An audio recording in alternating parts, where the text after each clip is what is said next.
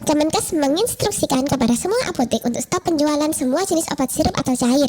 Hal ini mungkin berkaitan dengan kematian akibat gagal ginjal 70 anak di Gambia yang disebabkan oleh obat batuk sirup. Dan di Indonesia, pasien gagal ginjal akut anak berusia 6 bulan sampai 18 tahun ini sudah 189.